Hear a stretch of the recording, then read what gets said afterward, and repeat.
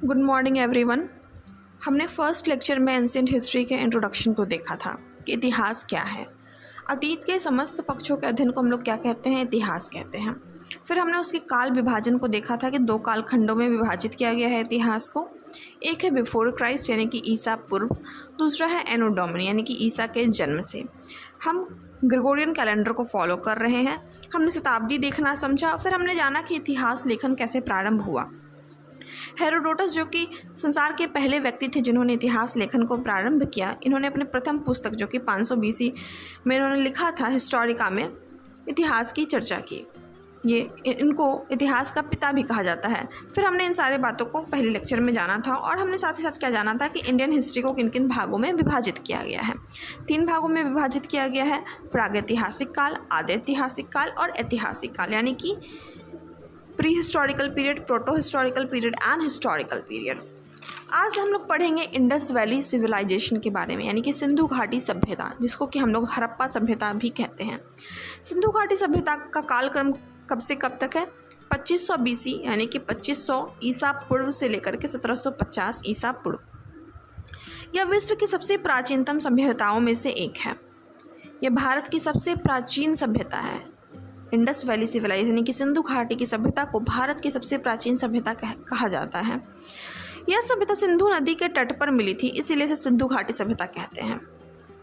और इसमें सबसे पहला खुदाई के बाद सबसे पहला जो स्थल हमें प्राप्त हुआ था वो हड़प्पा था, इसलिए इसे हड़प्पा सभ्यता भी कहते हैं। इस सभ्यता का विकास जो है कब से कब तक हुआ था? 2500 BC से 1750 BC तक। अब हम लोग जानेंगे कि सिंधु घाटी की सभ्यता की खोज आखिर कैसे हुई, कैसे पता चला कि एक ऐसी सभ्यता भी यहाँ पर थी एक समय पर। तो सबसे पहले 1826 में चार्ल्स मैसन नामक एक इतिहासकार ने ये बताया कि यहाँ पर एक सभ्यता दबी पड़ी है और हमें इसकी खुदाई करनी चाहिए। लेकिन ब्रिटिश वैसा काम करते नहीं हैं जिससे उनको फ़ायदा हो नहीं, तो ये बात वैसे के वैसे ही रह गई। फिर कनिंघम ने एक बार 1853 में और फिर बहुत सालों के बाद 1873 में इस बारे में बताया, लेकिन फिर वही बात, फिर इस पर कोई गौर नहीं किया गया।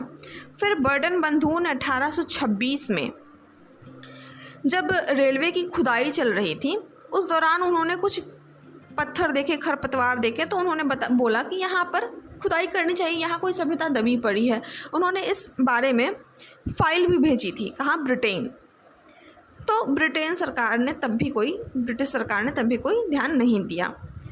फिर हमारे भारत में आर्कियोलॉजिकल डिपार्टमेंट बना, जिसके कि सह निदेशक कौन थे?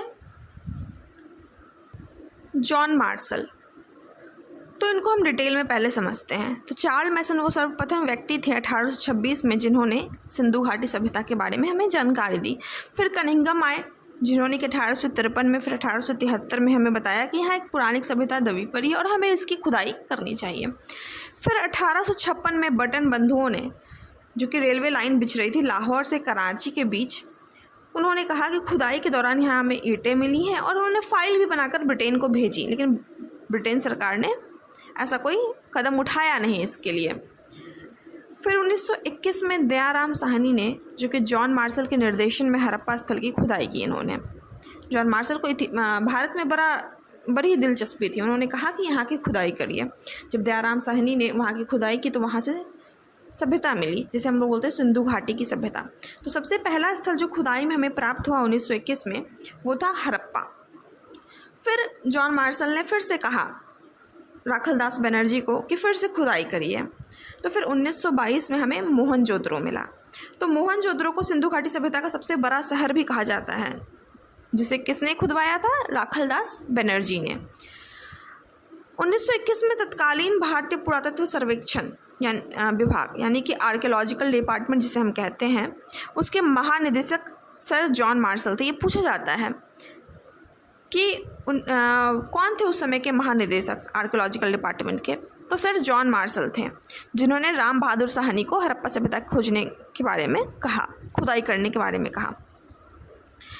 तो हड़प्पा सभ्यता, अगर पूछा जाए कि हड़प्पा सभ्यता की खोज किसने की, तो किसने की? राम बहादुर साहनी ने की। और मोहनजोदड़ो की खोज किसने की? तो राखलदास बनर्जी ने की। तो ये था कि हड़प्पा सभ्यता का खोज कैसे हुआ। शॉर्टकट में हम लोग यहाँ से इस चीज़ को याद रख सकते हैं कि 4 मार्च 1826, कनिंघम 1853, फिर 1873, बटन बंधु 1856, फिर दयाराम साहनी ने 1921 में हड़प्पा सभ्यता की खोज की। फिर अब हम लोग समझते हैं कि सिंधु घाटी सभ्यता का विस्तार कैसे हुआ। तो जब हम लोग देखेंगे कि किस किनारे पर कौन सा सभ्यता हमें प्राप्त हुआ, कहाँ से कौन सा स्थल प्राप्त हुआ, तो देखेंगे कि ये भारत का मानचित्र है। यहाँ सबसे ऊपर जम्मू एंड कश्मीर में हमें मांडा मिला, जो कि चेनाब नदी के किनारे है। तो हम लोग इस तरह से मार्किंग कर लेते हैं, ईस्ट, वेस्ट, नॉर्थ, साउथ, पूर्व, पश्चिम, उत्तर एंड दक्षिण। तो पूरब से हमें क्या मिला, सबसे आखिरी छोर पर हमें क्या मिला, आलमगीर पुल, जो कि उत्तर प्रदेश में है। किस नदी के किनारे है, हिंडन नदी के किनारे। पश्चिम में हमें सबसे किनारे पर सतकांगन डोर मिला, जो कि बलूचिस्तान में है, दासक नदी के किनारे, दासक नदी के किनारे। उत्तर में हमें मांडा मिला, जो कि जम्मू एंड कश्मीर में है, जो कि चेनाब नदी के किनारे है। और दक्षिण में हमें दायमाबाद मिला, जो कि महाराष्ट्र में है, प्रवरा नदी के किनारे।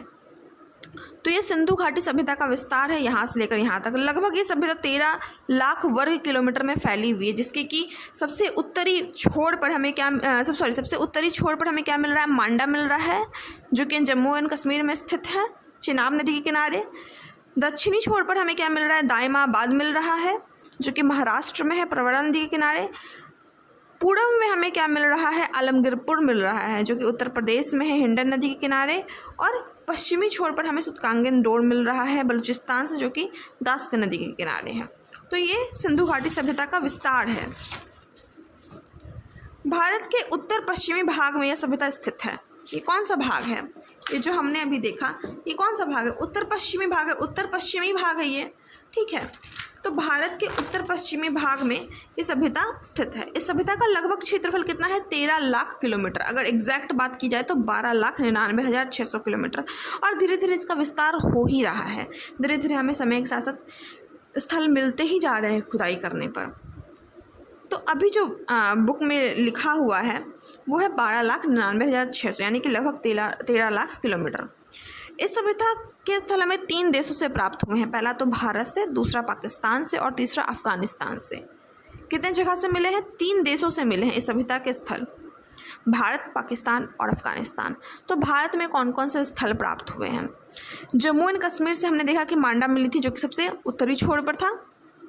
पंजाब से हमें रोपड़ मिला, हरियाणा से राखीगढ़ी और बनवाली मिला है, राजस्थान से कालीबंगा मिला है, महाराष्ट्र से दायमाबाद मिला है, और उत्तर प्रदेश से हुल्लास, आलमगीरपुर, और गुजरात से लोथल, धोलीवीरा, सुरकोतरा, रंगपुर और देसल मिला है। तो ये चीज़ें याद करने की है कि भारत में कौन कौन से स्थल मिले और कहाँ कहाँ से मिले।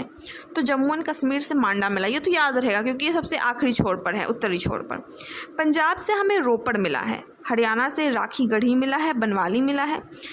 फिर उत्तर प्रदेश से हमें हुल्लास मिला है, आलमगीरपुर मिला है, गुजरात से लोथल, धोलीवीरा, सुरकोतरा, रंगपुर, देसलपुर, और राजस्थान से कालीबंगा और महाराष्ट्र से दैमाबाद।